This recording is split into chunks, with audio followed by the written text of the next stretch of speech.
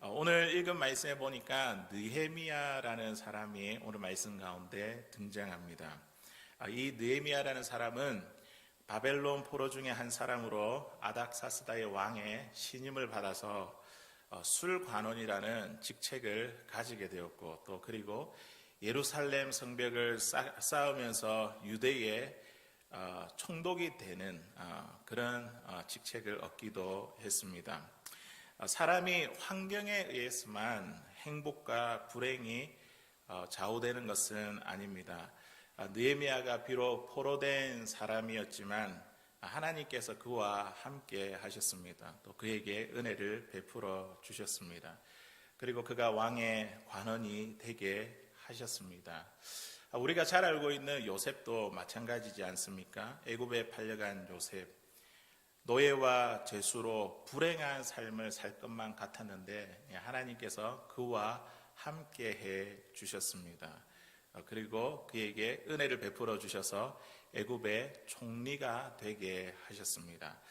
사람의 행복과 불행은 환경에 달려 있는 것이 아니라 하나님께서 그와 함께 하시는가, 하나님 주신 은혜를 누리고 있는가, 여기에 달려 있습니다. 오늘날 우리가 코로나 19 이 팬데믹이라는 우리가 어려운 이 현실 가운데, 두려운 현실 가운데 저희들이 살아가고 있습니다. 어제 인터넷을 검색하다가 잠깐 댓글을 보았는데 이런 글이 적혀 있었습니다. 코로나 시대에는 아기들이 태어날 때에 마스크를 끼고 태어난다. 이 글을 보면서 헛웃음이 좀 나왔고, 참 결코 부인할 수 없는 우리 삶의 현실, 이것을 보게 되었습니다. 코로나 이전과 이후의 삶이 확실하게 달라졌습니다. 지금 앉아 계신 우리 성도님들도 보면 다 마스크를 끼고 이 자리에 앉아 있지 않습니까? 경제적인 불안과 건강에 대한 염려, 또 심리적인 우울감으로 참 살기가 어렵다, 힘들다, 이런 이야기들을 주변에서 많이 듣게 됩니다. 그리고 세상 살기가 참 힘들지요, 이런 한마디에 사람들은 눈물이 쑥 나오고 자신의 상황에 공감 준 것에 대해 고맙게 여기며 담내해주는 사람들도 있습니다. 오늘 말씀 보면 위기의 때에 빛나는 느헤미야의 믿음을 볼 수 있는데요, 이 느헤미야의 믿음을 보면서 우리 시대에 당하고 있는 이 어려움과 이 두려운 현실들을 어떻게 우리가 믿음으로 극복할 수 있을지, 용감한 믿음이란 제목으로 잠시 하나님의 은혜를 나누기를 원합니다. 첫 번째로, 용감한 믿음은 위험을 감수하는 믿음입니다. 우리 한번 따라해 보도록 하겠습니다. 위험을 감수하는 믿음.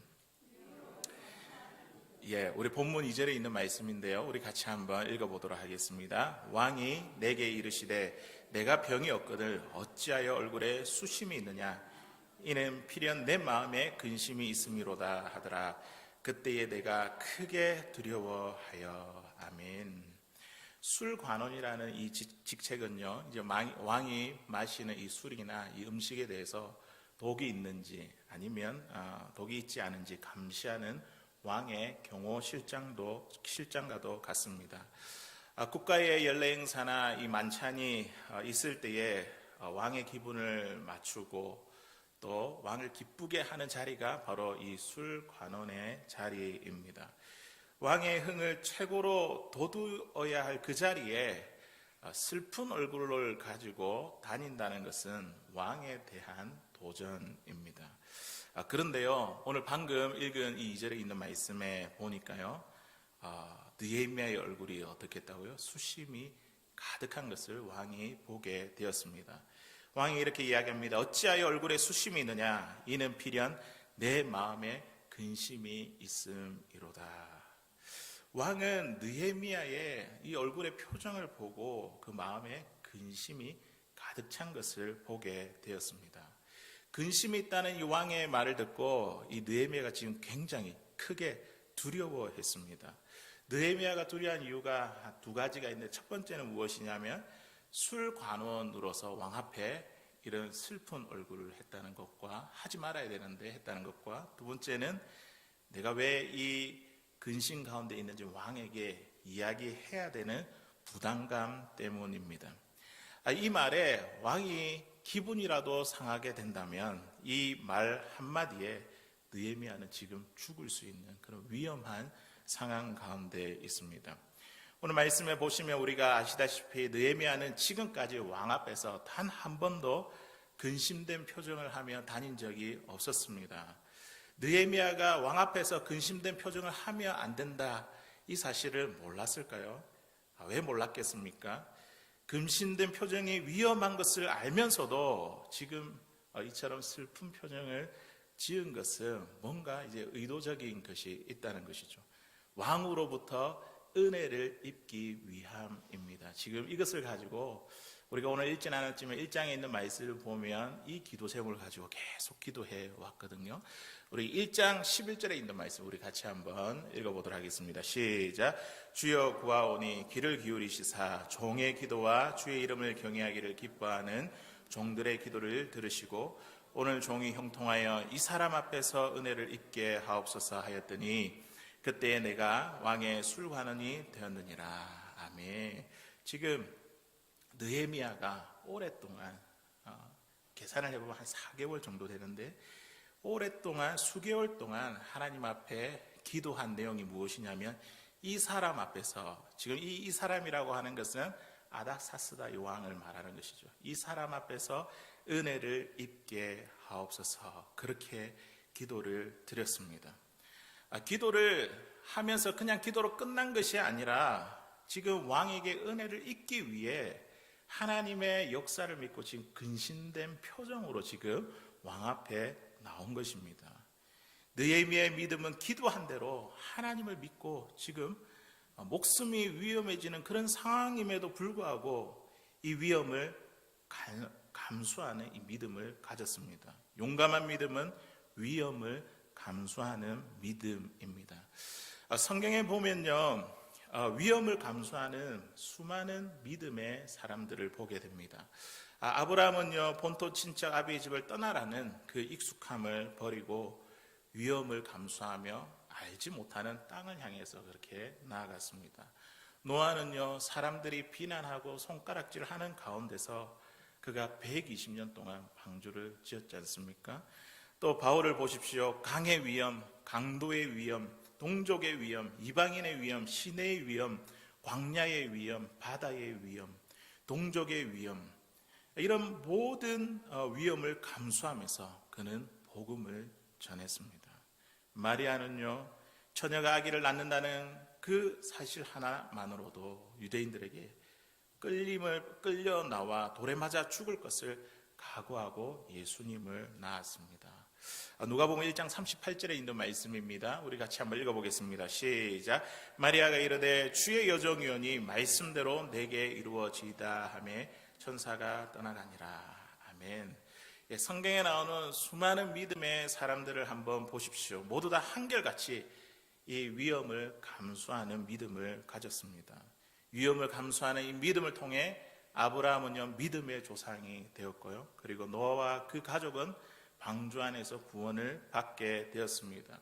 바울은요, 이방인의 사도로서 주님께서 택한 그릇으로 쓰임을 받는 그 귀한 일 가운데 쓰임을 받게 되었습니다. 마리아는 예수님의 어머니로 하나님의 구원의 사역에 쓰임을 받게 되었습니다. 사랑하는 성도 여러분, 우리에게도 이런 위험을 감수할 수 있는 용감한 믿음이 저와 여러분들에게 있습니까? 요즘 이제 한국에 일어나는 그 소식들을 이렇게 뉴스로 듣고 살펴보면 한국 교회가 참 많은 이제 비난을 듣고 있습니다. 이제 몇몇 교회가 이렇게 대면 예배를 들으면서 코로나 집단 감염이 일어났지 않습니까? 그러면서 이제 뉴스에 연일 그런 보도되는 상황 가운데 있으니까 만나는 사람마다 교회 이야기를 하는 거예요. 그래서 교회가 이렇게 했다, 저렇게 했다, 이런 이야기들을 합니다. 그리고 비난하고 손가락질합니다. 이때를 기다렸다는 듯이 우리와 가깝게 있는 배우자나 자녀들이나 형제들이 어떻게 합니까? 교회 가지 마라, 교회 나가지 마라, 이런 반대가 우리에게 수많이 찾아오는 것을 보게 됩니다. 예수님 믿는 사람들이 비난하는 사람들 틈에 저와 여러분이 이렇게 끼어 있다고 한다면 우리는 어떻게 하겠습니까? 내가 믿는 사람임을 그 사람에게 담대하게, 당당하게 드러낼 수 있겠습니까? 그럼에도 불구하고 여러분들은 예수님을 믿으십시오. 예수님을 믿고 구원을 받으십시오. 우리가 그렇게 담대하게 복음을 전할 수 있겠습니까? 아니면 예수님 믿는 것 때문에 나에게 조금이라도 손해가 되고 불편이 찾아온다고 한다면 우리의 신앙을 그냥 쉽게 포기해 버리는 것은 아닙니까?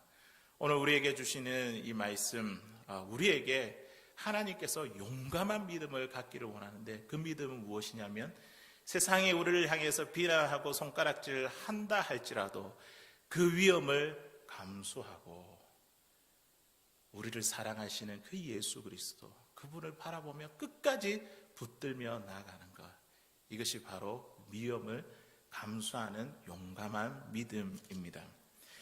느헤미야가 위험을 감수하는 이 용감한 믿음, 어떻게 해서 이런 믿음을 가진 자가 될 수 있었을까요?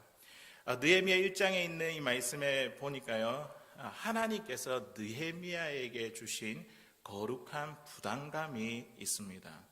그가 예루살렘에 대한 형편을 들었습니다. 자신의 그 민족, 형제들이 능욕을 당하고 환난을 당한다는 그 소식과 그리고 예루살렘 성이 허물어지고 그리고 성문들이 불탔다는 이 소식을 들으면서 그의 마음 가운데 거룩한 부담감이 생겼습니다. 가슴이 뜨거워졌습니다. 예루살렘 성벽을 재건하는 하나님의 비전을 발견하고 하나님의 주신 사명으로 불타올랐습니다. 단지 느헤미야가 민족과 나라를 사랑하는 애국자였기 때문이 아니라 하나님을 사랑하는 마음이 매우 컸기 때문입니다. 하나님의 백성이 능욕당하는 것, 하나님의 도성이 불에 탄 것, 하나님의 영광과 그의 이름이 훼손되는 그 일 가운데 느헤미야가 가슴이 아파서 도무지 참을 수가 없었습니다. 그 일 때문에 앉아서 울며 수일 동안 슬퍼하며 금식하며 기도를 드렸습니다. 사랑하는 성도 여러분, 저와 여러분들 가운데 이러한 거룩한 부담감이 있습니까? 하나님의 그 이름과 영광이 훼손되는 그 문제 때문에 내가 가슴 아파하며 울면서 하나님 앞에 엎드려 기도하는 저와 여러분들 그 모습이 있습니까? 느헤미야는 예루살렘 성벽을 재건해서 하나님의 영광이 회복되고 그의 이름이 회복되는 것이 그가 가진 하나님의 거룩한 비전이었고 사명이었습니다. 이 땅에 많은 사람들은 성공하고 직책이 높이 오르는 것이 하나님의 비전이라고 생각하는 사람도 있습니다. 그렇게 해야지 하나님의 큰 영향력을 미칠 수 있으니까. 그런데 그런 것이 아닙니다. 오늘 말씀해 보니까 뭐가 하나님께서 우리에게 주신 비전이고 거룩한 부담감이냐면 바로 하나님의 영광의 회복과 그의 이름의 회복이 우리에게 하나님께서 주신 하나님의 비전임을 믿습니다. 이 일을 위해서 우리에게 거룩한 부담감을 주신다면 우리가 그것을 가슴에 품고 기도하며 그것을 이루어 드릴 수 있는 그 귀한 사명을 감당할 수 있는 저와 여러분들 될 수 있기를 바랍니다. 한국에 이제 분당 우리 교회에 우리 이찬수 목사님이라고 이제 굉장히 이름이 많이 알려지고 유명한 목사님이 계십니다. 이분은 원래 미국에 이민 생활을 하고 계셨던 분이셨습니다. 그런데 그가 반대로 다시 한국에 가서 역이민하게 되었습니다. 미국에 살면서 한인신문 가운데에 그 기사가 실려 있는 사진 한 장을 보게 되었는데 그 사진 한 장을 보고 고국행을 결심하게 되었습니다. 이 사진에 나타난 이 사진은 무엇이냐면 한국의 어느 학교 교실에서 학부모가 여교사의 머리채를 이렇게 잡아당기는 그 사진과 그 옆에 있는 아이들이 놀라는 그 모습이 그 사진 가운데 있었습니다. 어른들이 선생님의 머리채를 잡아당기는 이 형태를 보면서 아이들이 무엇을 보고 배우고 자라겠는가? 한국에 있는 이 청소년, 이 아이들의 미래가 보이지 않는다는 그 마음에 거룩한 부담감이 들었습니다. 그 사진을 보고 그냥 넘어갈 수도 있습니다. 그런데 하지만 특별히 이 목사님 가운데에 이게 크게 보였던 것은 하나님께서 그 마음에 거룩한 부담을 주신 것이죠. 한국 청소년 이들에 대한 긍휼의 마음을 이분에게 우리 하나님께서 허락해 주셨습니다. 네가 가슴에 품고 그 일을 해라. 청소년 사역에 대한 이제 비전을 품고 하고 있는 그 직장을 내려놓고 한국에 와서 신학교에 들어갔습니다.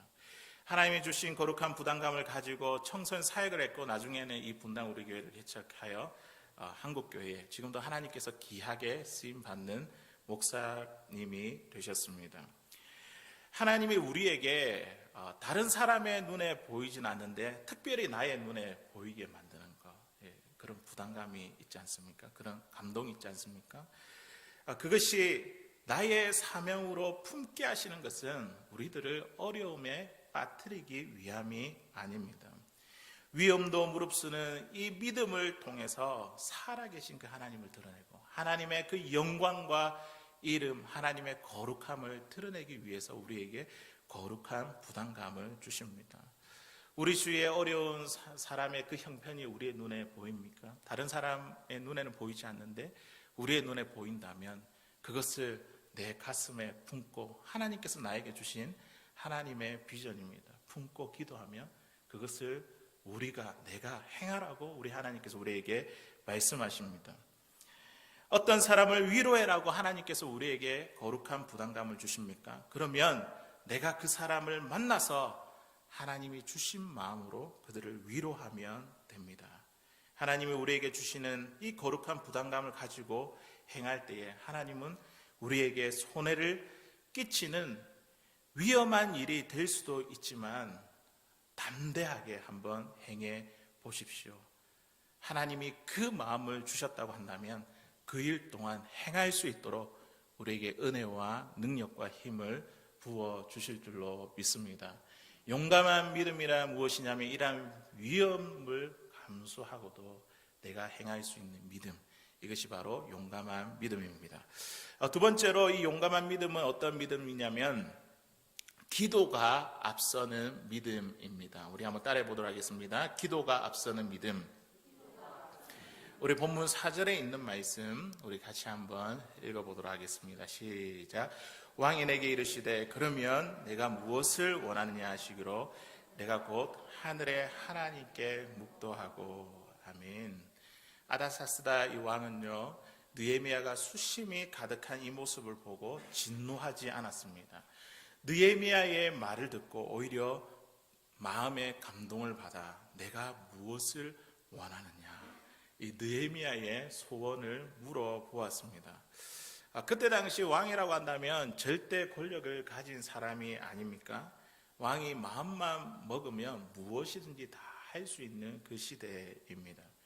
느헤미야의 소원을 이제 느헤미야가 소원을 털어놓고 그 소원이 이루어질 수 있는 절호의 기회입니다.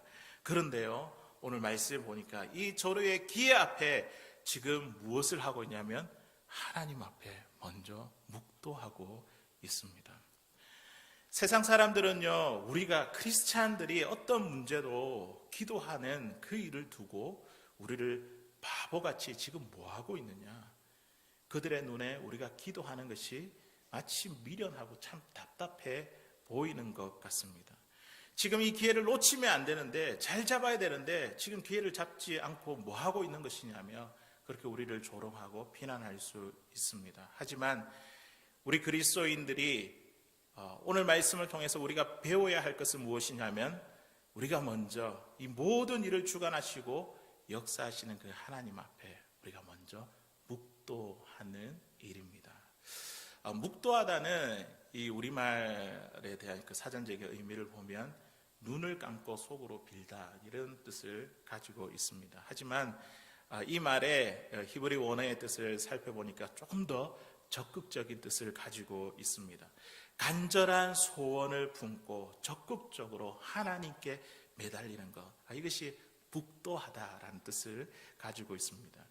느헤미야가 절호의 찬스 가운데에 네 소원이 무엇이냐 그렇게 왕이 묻는 가운데에 그가 바로 대답하지 아니하고 하늘의 하나님을 주목하며 그 하나님께 묵도하였습니다. 그가 무엇을 위해서 기도했겠습니까? 지금까지 수개월 동안 기도해 왔는데 왕으로 하여금 은혜를 입게 하소서, 왕의 은혜를 입어서 예루살렘 성벽을 재건하는 그 일, 하나님 꼭 이루어지게 하옵소서. 왕이 지금 소원을 말해라고 합니다. 지금 내 입술을 열어서 소원을 이야기합니다. 하나님 그 배후에 역사해 주시고 간섭해 주십시오. 왕의 은혜를 입게 해 주십시오. 이런 기도가 아니겠습니까?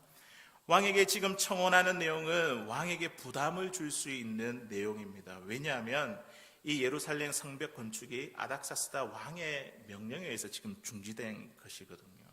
왕의 명령과 상반된 의견입니다. 그러니까 왕에게 부담을 줄 수 있는 내용입니다. 이 모든 일들을 그르치지 아니하도록 하나님께서 그 왕의 마음을 붙들어 달라고, 기쁘게 허락하게 해달라고, 하나님 왕을 통해서 은혜를 입게 해주소서, 그렇게 먼저 하나님께 묵도하고 기도했던 것입니다. 용감한 믿음은 지금 당장 이루어질 수 있는 그 상황 가운데서도 앞서서 기도하는 그 믿음이 용감한 믿음인 줄 믿습니다. 미국 대통령이 우리의 눈앞에 있을지라도 우리가 믿고 있는 하나님은 그 대통령보다 더 막강하시고 더 강하시고 두려운 분이십니다. 이 세상의 모든 만물들을 주관하고 다스리시는 분이 우리가 믿고 있는 하나님이십니다. 고레스와 같이 이방의 왕에게 하나님께서 그에게 예루살렘 성전을 건축할 마음을 주셨고, 또 이스라엘 백성들을 예루살렘으로 보내는 그 마음을 주셨지 않습니까? 또 아닥사스다 왕을 보십시오. 예루살렘 주변 사람들의 고소로 성벽 공사가 이렇게 중지하도록 명령을 내렸지만, 또 하나님께서는 느헤미야를 통해서 왕의 마음을 바꾸어 놓으셨습니다. 우리 하나님은 사람의 눈에 보이지는 않지만 모든 상황을 이끄시고 주관하시는 분이십니다. 하나님은 우리에게 다른 사람이 보이지 아니하는 그 거룩한 부담감, 그 비전을 우리에게 주시고 또 그 일을 나를 통해서 이루어 가기를 원하십니다. 그러니 오늘 왕이 느헤미야에게 네가 원하는 것이 무엇이냐라는 그 질문 앞에 이 느헤미야는 바로 그 질문에 대한 대답을 이야기하지 않고 하나님 앞에 앞서 먼저 묵도하며 기도할 수 있었던 것입니다. 그가 왕에게 이제 요청한 것은 두 가지입니다. 첫 번째는 이제 이제 예루살렘까지 가게 될 때에 여러 지역을 통과하게 되는 데에 그 통과가 무사하게 이루어질 수 있도록 여러 총독들에게 조서를 내려서 조치를 취해 달라는 청원이었고, 또 하나는 이제는 이 예루살렘에 가서 집을 세울 제목과 또 이 성벽을 쌓을 그 제목을 달라고 그렇게 요청해 달라는 그런 청원을 드렸습니다. 느헤미야가 왕에게 청원한 것은 작은 청원이 아닙니다. 왕에게 부담을 주는 어려운 청원이었지만 오늘 말씀해 보니까 왕은 기쁘게 이 모든 일을 허락했습니다. 어떻게 이런 일이 가능할까요? 우리가 오늘 이 말씀을 보면서 어떻게 이 일이 가능할까? 왕의 의견에 상충되는 건데, 근데 어떻게 이 일이 가능하냐면 하나님의 간섭, 하나님의 역사하심, 배후의 일하심이 아니면 이 일이 이루어질 수 없다는 것이죠. 그러므로 우리는 매사에 하늘의 하나님께 묵도하는 것, 매사에 무엇을 하든지 무슨 일을 하든지 하나님 앞에 기도하는 것, 인도하심을 구하고 하나님께서 행하여 주시도록 그렇게 하나님을 의지하는 것, 이것이 얼마나 중요한 것인지 우리에게 보여주고 있는 대목입니다. 사랑하는 성도 여러분, 느헤미야처럼 우리에게 순간순간 다가오는 모든 일 앞에서 하나님 앞에 먼저 묵도할 수 있는 사랑하는 저와 여러분들 될 수 있기를 주의 이름으로 간절히 소원합니다. 아침에 잠에서 깨어 침대에서 제일 먼저 우리가 무슨 생각을 합니까? 오늘 하루 어떻게 보낼까? 무엇을 해야 될까? 그렇게 걱정과 염려하며 하루를 시작하는 것은 아닙니까? 아침에 깨어서 침대에 일어나서 제일 먼저 우리가 해야 될 거 무엇이라고요? 하나님께 묵도하는 것, 기도하는 것. 또 식사하기 전에 또 약을 먹기 전에 먼저 하나님께 묵도하십시오. 사람을 만나기 전에, 또 몸이 아파서 병원에 가기 전에, 의사를 만나기 전에, 우리가 직장에서 일을 하기 전에, 또 운전을 하기 전에, 또 우리가 사업을 하며 준비할 때에 우리가 하나님 앞에 먼저 묵도함으로 나아갈 수 있는 저와 여러분들 될 수 있기를 바랍니다. 그것이 바로 하나님 앞에 먼저 기도하는 자가, 먼저 묵도하는 자가 용감한 믿음을 가진 자의 모습입니다. 잠언서 16장 1절에 이렇게 말씀하고 있습니다. 우리 함께 읽어보도록 하겠습니다. 시작. 마음의 경영은 사람에게 있어도 말의 응답은 여호와께로서 나느니라. 아멘. 우리의 삶을 주관하시고 이끄시며 배후에서 역사하시는 분이 누구시라고요? 하나님. 그 하나님께서 우리의 삶 가운데 역사해 주십니다. 아무리 우리가 경영한다 할지라도, 아무리 우리가 수많은 계획을 가지고 있다 할지라도 그것을 이루시는 분이 누구입니까? 이루시는 분이 누구이십니까? 하나님. 그 하나님 앞에 내가 먼저 묵도하며 기도하며 나아갈 수 있는 용감한 믿음을 가진 저와 여러분들 될 수 있기를 주의 이름으로 간절히 소원합니다. 이제 마지막으로 용감한 믿음은 어떤 믿음이냐면 하나님의 선한 손을 보는 믿음입니다. 우리 한번 따라해 보도록 하겠습니다. 하나님의 선한 손을 보는 믿음. 우리 8절에 있는 말씀 우리 같이 한번 읽어보도록 하겠습니다. 시작. 또 왕의 삼림 감독 아삽에게 조서를 내리사 그가 성전에 속한 영문의 문과 성곽과 내가 들어갈 집을 위하여 들보로 쓸 제목을 내게 주게 하옵소서 하며 하나님의 선한 손이 나를 도우심으로 왕이 허락하고, 제일 마지막에 보니까 하나님의 선한 손이 나를 도우심으로, 이거를 보는 그 눈을 가진 자가 바로 하나님가가 바로 용감한 믿음을 가진 자의 모습입니다. 아닥사스다 왕은 느헤미야의 청혼을 아주 기쁘게 허락했습니다. 느헤미야는 왕의 허락이, 왕이 나를 신임하기 때문에, 내가 말을 잘했기 때문에, 그리고 왕이 너그럽기 때문에, 그렇기 때문에 허락한 것이다, 이렇게 이야기하지 않았습니다. 왕이 기쁘게 허락하신 이유를 느헤미야는 무엇이라고 이야기합니까? 하나님의 선한 손이 나를 도우심으로. 아멘. 하나님이 우리의 눈에 보이지 않지만 우리 배후 가운데 역사하시는 분이 하나님이시다. 하나님께서 왕의 마음에 기쁘게 허락하시도록 하나님께서 역사하시고 그 마음에 감동을 주셨다. 하나님의 도우심에 대해 감사와 영광을 올려드렸습니다. 믿음은 눈에 보이는 것만 보는 것이 아니라 보이지 아니하는 하나님의 손을 볼 줄 아는 사람입니다. 엘리사의 종 게하시를 한번 보십시오. 아람의 군대가 또 병거들이 겹겹이 포위하고 있는 것을 보면서 굉장한 두려움에 쌓여 있었습니다. 하지만 엘리사가 기도하죠. 이 종의 눈을 열어서 보게 하옵소서. 그렇게 눈을 떠서 보니까 아람의 군대보다 더 많은 무엇을 보았습니까? 하나님의 군대를 보았지 않습니까? 하나님의 군대가 가득하여 그들을 지켜주시는 것을 이 게하시의 눈으로 보게 되었습니다. 우리도 영적인 눈을 열면 하나님의 선한 손길이 우리를 얼마나 많이 돕고 계신지 우리는 보게 될 것입니다.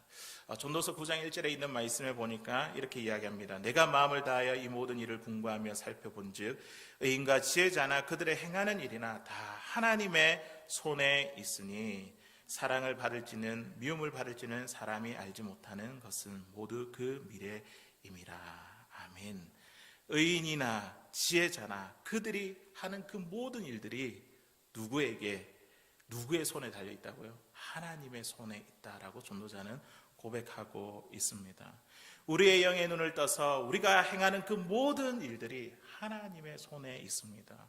우리 눈에 보이지 않으니까 하나님 일하지 아니하셔, 이게 아니라 지금도 하나님은 우리 가운데 역사하시고 주관하시며 우리의 삶을 간섭하고 계십니다. 이러한 진리를 깨닫는 자가 바로 하나님의 선한 손을 보는 믿음을 가진 자의 모습입니다. 사랑하는 성도 여러분, 하루하루 우리가 숨쉬며 살아있다는 거, 이거 기적입니다. 기적. 하나님이 우리에게 생명을 붙들어 주시니까 우리가 숨쉬고 오늘 이 자리에 나와 있는 것입니다. 각종 위험과 질병에 노출되어 있지만 이 위험에 빠지지 않고 우리가 질병에 걸리지 않는 것은 하나님께서 지금 우리를 돌보고 계시기 때문입니다. 하나님이 우리에게 직장과 기업을 주시고 그 일을 계속 할 수 있도록 하는 것은 하나님께서 지금 우리의 삶 가운데에 배후에서 역사하고 계시는 하나님의 선한 손길입니다. 우리 주변 가운데 좋은 소식이나 감사한 일들을 보면 우리는 어떻게 생각합니까? 하나님의 그 선한 손길을 기억하며 함께 은혜를 누리고 우리가 감사를 고백하고 그 은혜를 나누고 있습니까? 우리의 삶에 일어나는 수많은 일들, 하나님의 그 손길을 보고 하나님 앞에 영광과 감사를 올려드릴 수 있는 저와 여러분들 되시길 바랍니다. 이것이 바로 하나님의 선한 손길을 보는 믿음입니다. 프랑스의 나폴레옹이 유럽을 휩쓸고 갈 때에 그때 한 장군이 정예 부대를 이끌고 오스트리아 이 한 국경 도시를 공격하게 되었습니다. 수많은 프랑스 군대가 진을 치고 이제 이 도시를 공격할 준비를 갖추었습니다. 오스트리아의 한 도시에는 비상시위를 소집하고 프랑스 군에게 미리 항복을 해서 이 피해를 방지할 것인지 아니면 끝까지 저항할 것인가, 여기에 대한 결정을 하게 되었습니다. 여러 가지 많은 의견들을 가지고 이야기를 했지만 좀처럼 결론이 나지 않았습니다. 이때 모든 시민들로부터 존경을 받는 한 목사님이 이렇게 이야기를 했습니다. 여러분, 오늘은 주님이 부활하신 부활절이 아닙니까? 지금 우리의 힘을 가지고 의지한다면 패할 수밖에 없습니다. 그러니 우리가 예정대로 교회에 종을 치고 그리고 예배를 드리십시다. 그리고 나머지 일은 하나님께 맡기십시다. 이렇게 이야기를 했는데 어떻게 되었을까요? 시의회에서 상상도 하지 못할 그 일이 결정이 되었습니다. 항복도 저항도 아니고 하나님께 예배하며 부활절을 지키자는 결정이 나왔습니다. 프랑스 군대가 공격 준비를 하고 있는 것을 잘 알고 있었지만 교회에서는 종을 울리며 기쁨의 찬양의 소리가 울려 퍼졌습니다. 모든 성도들이 교회에 모여서 하나님께 전력을 다해서 기도를 드렸습니다. 종소리와 찬양 소리를 들은 이 프랑스 군인들은 밤사이에 오스트리아의 많은 지원들에게 지원 부대가 도착한 줄 알고 그들은 틀림없이 이 지원 부대가 도착했다고 생각했습니다. 프랑스 군대는 작전을 변경해서 이 도시의 공격을 취소하고 다른 곳으로 가버리게 되었습니다. 어떤 사람은 이 사건에 대해서 그냥 우연의 일치라고 그렇게 이야기할지 모르겠습니다. 그러나 우리는 어떠한 사건 가운데서도 우리에게 어떤 눈이 있어야 되냐면 이거를 영적으로 보고 영적으로 해석하는 눈이 우리에게 있어야 됩니다. 어떤 사건이라도 우리는 영의 눈을 뜨고 하나님의 선한 손길을 보아야 합니다. 하나님의 간섭으로 군대 없이 이 프랑스군을 물리치게 하셨습니다. 하나님은 이 목사님의 발언을 통해 지도자의 마음을 움직이게 하셨고 그리고 지도자의 배후에 역사하시는 그 하나님을 보았기 때문에 이 예배에 대한 결정, 부활절을 지키는 이 결정을 내릴 수 있었던 것입니다. 우리가 우리의 삶 가운데 어떠한 사건이 일어난다 할지라도 우리는 그것을 어떻게 해요? 믿음의 눈을 가지고 하나님께서 어떻게 간섭하시는지 우리가 그것을 보는 눈이 띄어지는 것이 바로 하나님의 선한 손길을 보는 믿음입니다. 하나님의 선한 손을 보고 믿는 이 믿음을 통해서 하나님은 이 도시에 군대도 없이 프랑스군을 쫓아내어 주셨습니다. 사랑하는 성도 여러분, 하나님이 우리의 눈에 보이지 않지만 지금도 우리 가운데 역사하시고 또 우리 인생을 주관하시고 우리를 다스려 주십니다. 하나님이 우리를 간섭하시고 지금도 우리와 함께 계십니다. 용감한 믿음은 눈에 보이지 아니하는 하나님의 선한 손길을 보는 믿음입니다. 순간순간 우리를 위해 싸우시고 일하시는 그 하나님의 선한 손길을 바라볼 수 있는 사랑하는 저와 여러분들, 그런 용감한 믿음을 가질 수 있는 저와 여러분들 될 수 있기를 주의 이름으로 간절히 소원합니다. 이제 말씀을 맺겠습니다. 느헤미야가 가졌던 이 용감한 믿음이란 어떤 믿음입니까? 첫째로는 위험을 감수하는 믿음이었고요. 두 번째는 기도가 앞서는 믿음이었고요. 세 번째는 하나님의 선한 손을 보는 믿음이었습니다. 우리가 코로나 팬데믹이라는 어려운 현실 가운데 있지만 하나님께서 주시는 이 용감한 믿음을 가지고 우리의 어려운 상황들을 극복해 나갈 수 있는 사랑하는 저와 여러분들 될 수 있기를 주의 이름으로 간절히 축원합니다.